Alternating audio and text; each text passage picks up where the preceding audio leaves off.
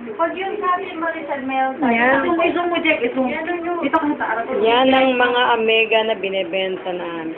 Ito ang Tignan mo mga, ng pichi. ito ang mga sales ng Omega bracelet namin. Yan po.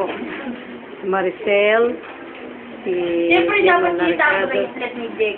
si Ma'am Gem Aquina, yan, si Ano to, Mega? isa po sa mga sumusuri ay isang eksperto sa paggawa ng mga Gemologist. yes.